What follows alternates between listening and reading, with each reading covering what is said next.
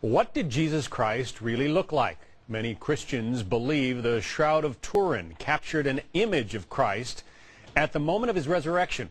The shroud, which some believe was the burial cloth of Christ, is one of the most studied artifacts in human history. Now, information locked in that cloth for centuries was used to bring a 3D portrait to life.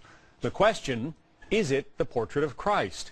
Ray Downing is president of Studio Macbeth, which created this portrait, and his work is the subject of a History Channel special that airs this Tuesday, 9 p.m. Eastern Time. Father Jonathan Morris is a Fox News contributor.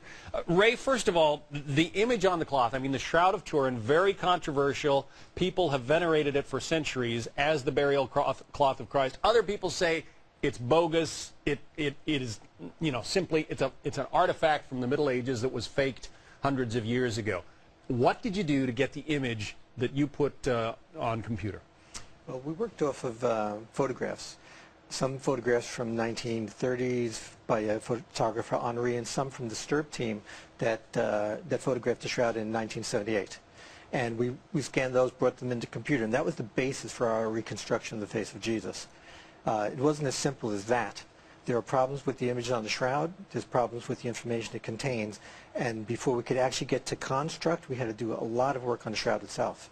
A lot of work on the actual shroud, such as? On the image of the shroud. The image of the shroud.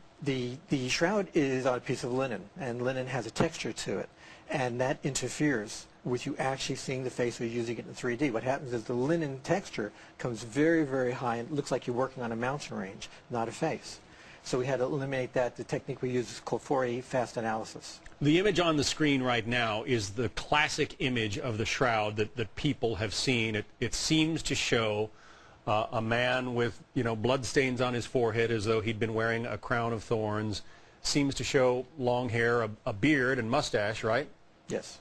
But you have taken that image and turned it into a three-dimensional image. That's right. And we have sort of helped along the way by the shroud itself. Because the shroud itself is not an image in the pure sense of the word. It contains 3D information, and it's unique as an image because of that. In other words, there's a statue hidden within the picture. And that's a hard concept to get your hands on because it looks like a picture. There's a statue hidden in there, and you need a computer to extract that information and make it obvious. Fascinating technology, Father Morris, but ultimately, does it matter? Well, it matters in this sense.